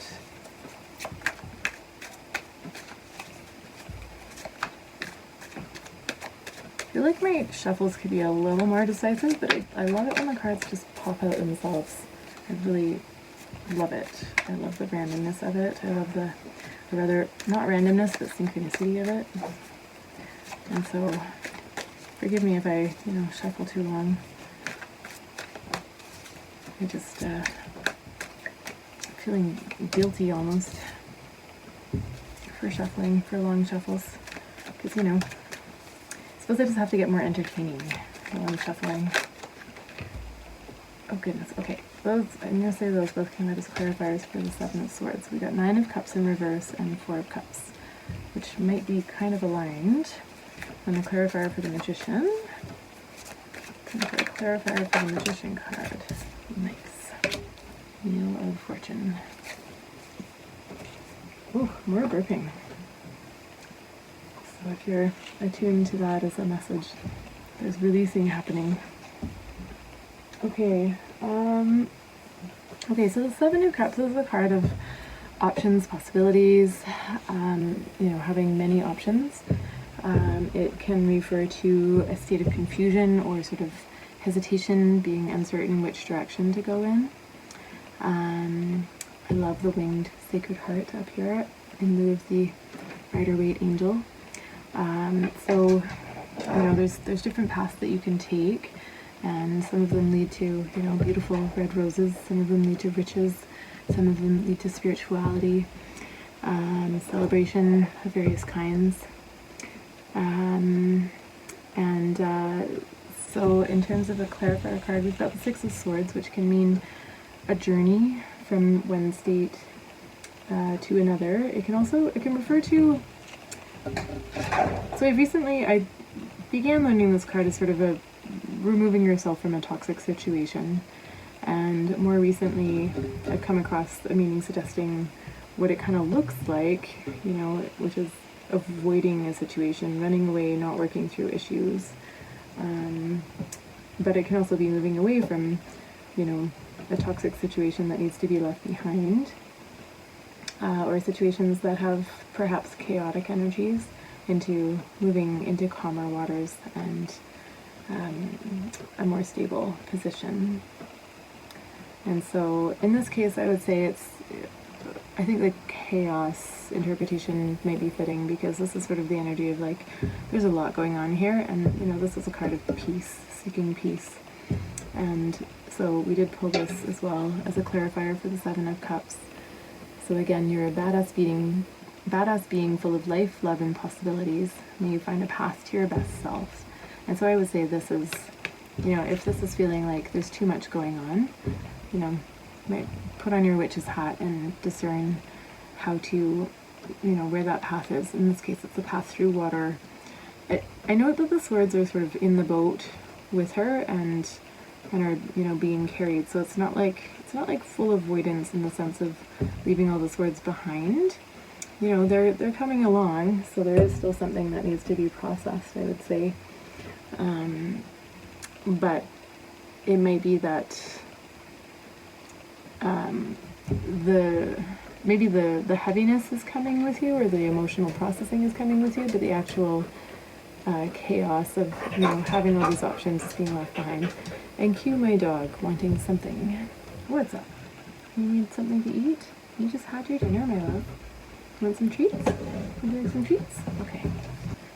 Okay, I'm back. Alright, and then so we've got, yeah, so I'd say we're moving away from a situation that might be causing some unrest into, you know, not avoiding processing, but moving to a calmer place from which you can maybe do that processing, I would say, would be my interpretation. And then so we've got the Ace of Wands in reverse. The Ace of Wands is the card of, that is my dog ringing the doggy doorbell, and he's not going to stop until I go and get him. That's one of the reverse cards that I don't have in my cheat sheet, so I'll have to look that up, so just bear with me. I don't know what's going on with these interruptions. Must be something in the energy. Okay, so rather than come back and apologize for these interruptions, I just want to take what's coming through, which is, so I have a dog who seems to be quite restless. He's already had his dinner, he's already had a walk, and he ought to be, usually this time of night, he's settling down and becoming calm. It is very hot in our house, and so I thought maybe he'd be happier to be outside for a moment, but he immediately rang the doorbell to come back in. And leaving aside how proud I am of my dog for being so smart that he uses his doggy doorbell relentlessly to ask to come back inside, he's still pacing around, feeling restless. So what I'm picking up on is maybe you have, like, it's feeling like this chaotic energy is being embodied by the circumstances of the beginning of this reading. And I trust that by the time we get over here, things will likely be more settled, she says with a question in her voice. And so he is settling. Okay, good. Okay, so let's move on. So what I'm seeing that there's, so we've got Lascia Pravati, which is her dance of gentleness, her dance of, first of all, discerning what kind of action is needed to soothe the situation, and then coming in with that gentleness and that grace to soothe the situation. And so what I'm seeing here is a journey that needs to be undertaken, and not necessarily a physical journey. Maybe, you know, a soul journey or a journey of going inside. But there's something pulling you out of your focus, of your intention for peace, and it might have to do with a restless companion, is what I'm getting from my dog right now. And so I think, you know, I'm not suggesting that the path is necessarily away from that companion. In my case, it was, you know, to indulge him in trying out different solutions and then just kind of letting him know that I'd like him to settle. And, you know, he's sort of restlessly settled for now. But you might know what solution needs to happen there. We've got the Ace of Wands in reverse. Oh yes, I was going to look that up.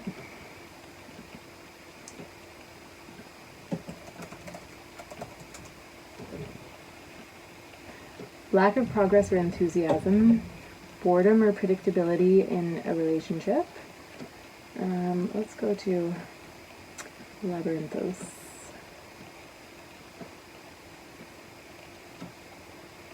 Trials and tribulations that you will face in the near future, not having direction, feeling uninspired or unmotivated. You might not know what you really want to do or how to get out of a slump. If you have a goal, you're not excited to achieve it. You might consider taking some time off to allow inspiration to come through and to muster passion, to push forward in your projects. And so there's kind of an uninspired energy happening here. And so with the Queen of Pentacles in reverse, let's see if I've got her in here. I think I do not, but I could be wrong. Oh, I've got a little bit. So these were meanings that I was not totally wanting to hold with.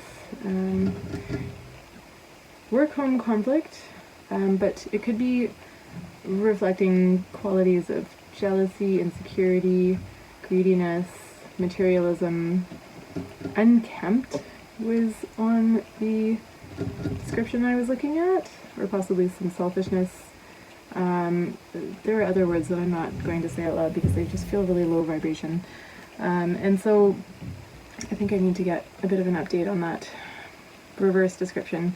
But in any event, if there's a lack of passion here, it might be that there's some qualities of maybe there's a feeling of self-absorbed is one of the key phrases, or intolerant. So it might be that there's some of those energies, if anything in there is resonating. Oh, I'm just feeling like kind of like an ick feeling, and it's almost making me not want to go on with the reading, which is interesting because that's exactly what this card is calling up. And so we've got like sort of external distractions, we've got a lack of passion, we've got some feelings of maybe like either you might be feeling quite self-absorbed, not that that's necessarily a bad thing, but maybe just sort of not engaged in whatever you feel like you need to be taking care of right now. Or it could be that a person around you is sort of self-absorbed, or maybe facing some jealousy or insecurity from another person that's leading you to not want to fully engage in whatever it is that you feel committed to or are needing to take care of. And so there is definitely a crystallization of these feelings in this Tower card. So again, as I was saying at the beginning, the Tower card can be a stripping away of what is not aligned. And so if there is something that you're feeling uninspired by, it might be, you know, if it has to do with these energies we're talking about with the Queen of Pentacles in reverse, it might be that that's destined for a fall. It might be that those energies are going to be, you know, stripped out of your life, whether because you choose it or because it just happens. Five of Wands is sort of the card of impasse. It's sort of a lack of progression. These are, I have a friend who refers to the parts of the self a lot, and so I'm just very much seeing this right now as sort of the different parts of the self that are working at cross purposes with each other. These are, you know, there's 5 individuals here who ought to be working in concert. Some of them are masked, some of them are not. They're all, you know, like it's as if they're trying to erect a structure and they're just all pointing their wands in different directions and just not getting anywhere. Maybe they're even fighting with each other. So this could refer to an external situation, again, that you're having trouble reconciling, or it could be referring to something within you. It's so funny, as soon as I named that feeling and moved over to the Tower energy, that feeling completely subsided. So if there is some kind of, you know, situation that you're feeling sort of beholden to and really not enthused about, you know, it really looks as if that ending, even if there's some, you know, arguments that will ensue, it really looks as if that Tower moment will bring you to some better energies. At least that's what I immediately felt better shifting over to this Tower card, which is interesting, being instead of the Tower card. I view this as sort of like the Uranus strike of lightning. It is said that this crown never fit that tower, and so, the lightning strike comes through and pushes it off, and, the tower is all the better for it. This tower maybe doesn't suit its landscape. Maybe something needs to be made out of crystal to suit this landscape. Maybe something more organic needs to happen there than this sort of boxy structure that didn't really fit. Unfortunate for the poor human who's been spiked through the belly. It's a little bit graphic. And there seems to be some rain. I can't recall. I knew something about these. I'm not going to count them right now. If that's something you feel called to, if maybe there's an angel number, then just make sure you count the little ones up here too. Okay, so it might be that there's some working at cross purposes happening within this tower moment, but and then there could be some sneakiness happening. So as I was saying, the Seven of Swords can be a card of sort of trying to get away with something, trying to make off with something that you may or may not be entitled to make off with, whether that's you or another person in a situation that you're in a situation with. Nine of Cups reversed, and then Four of Cups. Four of Cups is the energy of just being, like not wanting to engage with the situation, having been through it and just, feeling sort of strong boundaries. It could be avoidance. It could be just sort of like, nah, I'm out kind of energies. And let's look up Nine of Cups in reverse to see if I have a cheat sheet for that.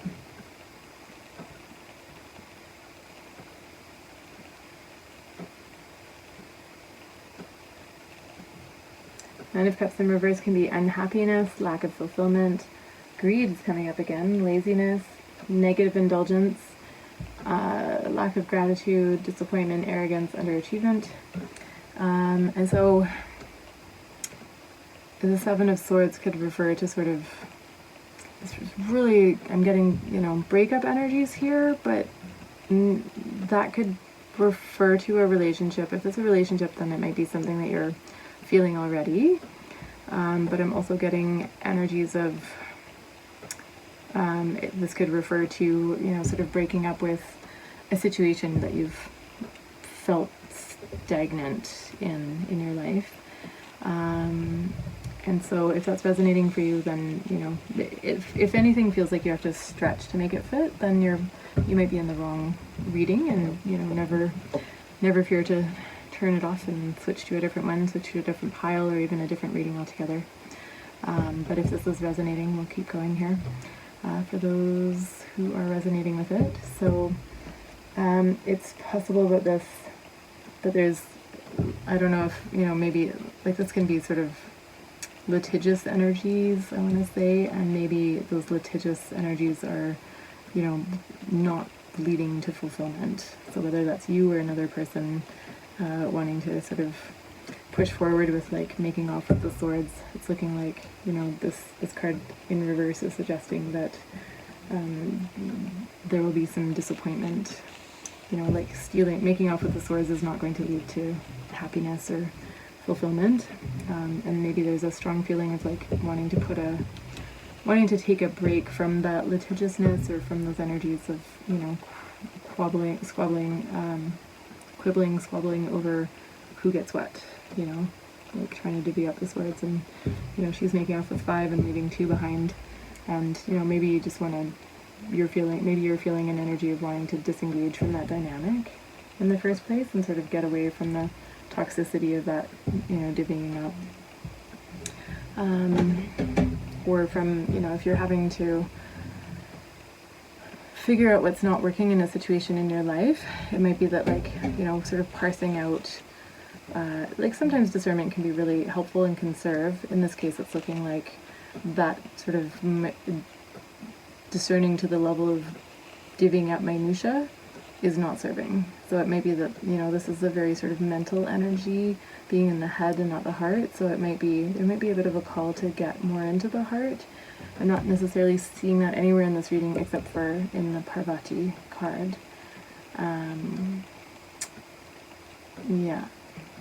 But we'll pull a couple cards maybe for some action to take. But in any case, I'm seeing this as like a very much a reflection of this. We've got 7 and 7 here as well. And yeah, and then we've got the Magician in reverse, which is one of the rare cards that I actually know in reverse, and that can refer to energies of manipulation. That's the only word I've got in my cheat sheet. Let's look it up. Maybe there's a bit more wisdom than the one word that I wrote down.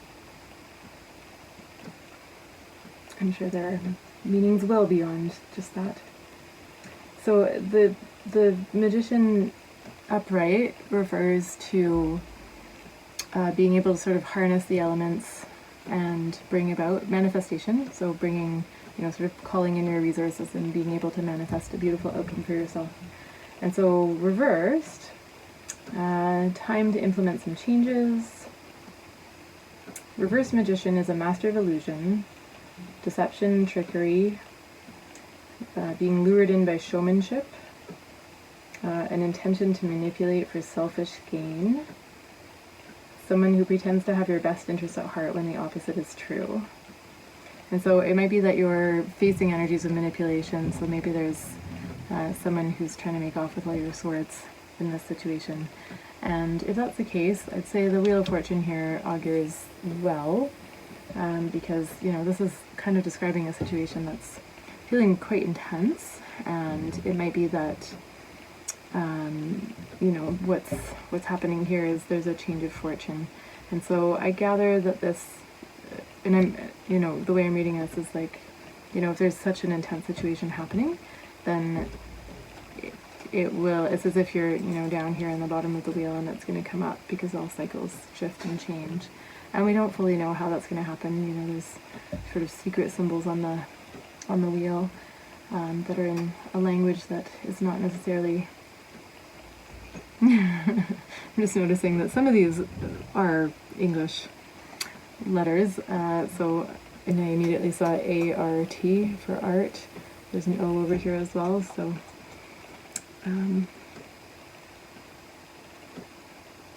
which I guess is spelling out tarot as well, but art is what leapt out at me.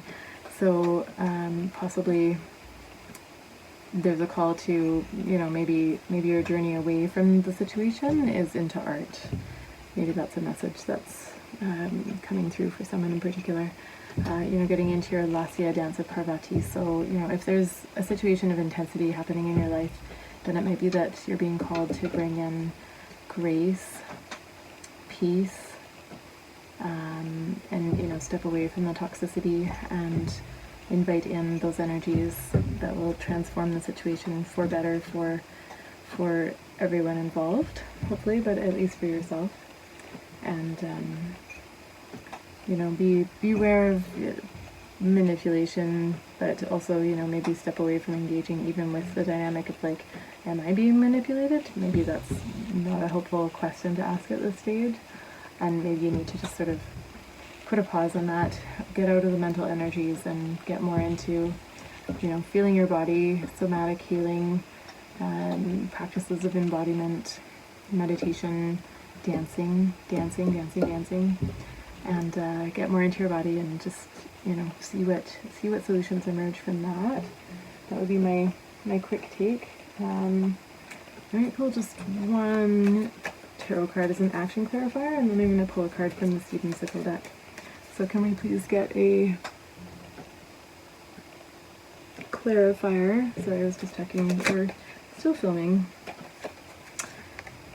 We got 6 of Wands. So, I'm curious what that could mean as an action card. 6 of Wands is success, a card of success. So, that's a great omen, but I'm curious what that means in terms of action. So I am going to just refer to the interwebs.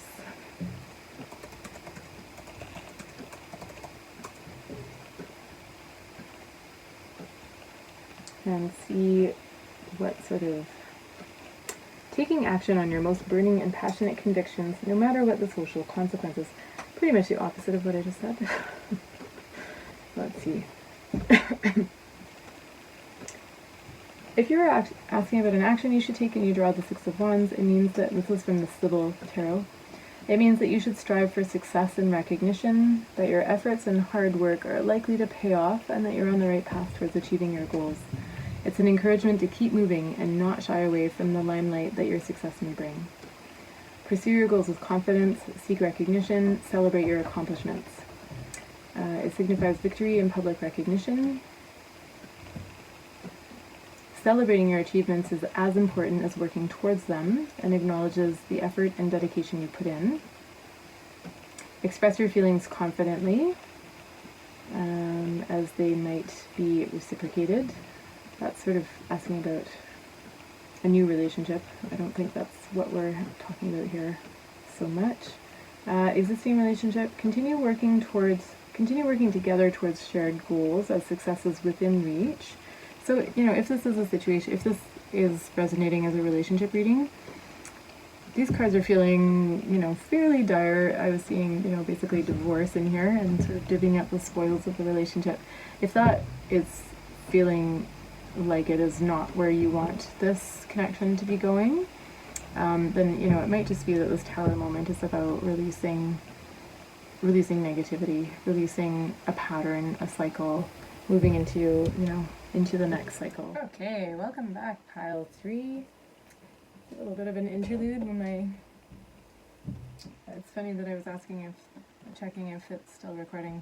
It's been a good long time since I started this reading. This is a long one, and too long for my phone, it seems.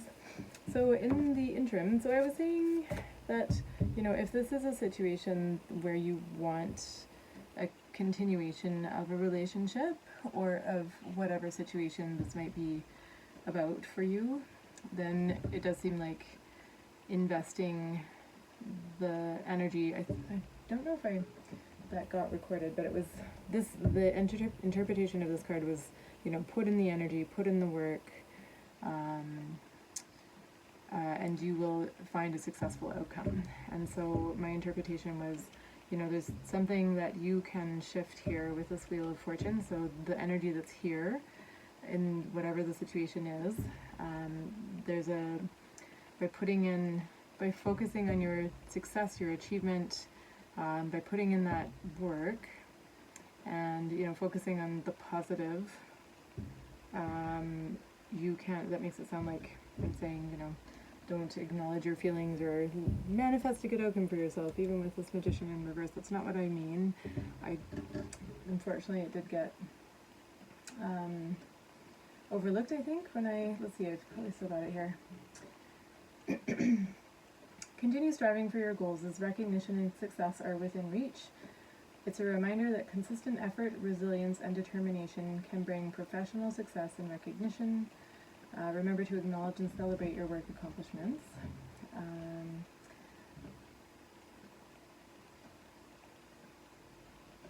Continue working together towards shared goals, if it's about an existing relationship. This signifies a strong bond between partners who support each other in their personal and shared endeavors. A mutual effort in pursuing shared goals can further strengthen the relationship and lead to shared success. So that's what I was going for. So work together on goals, and you can leave behind this mental energy, get into your heart, and work together on that, and you will find success if that's what you're looking for.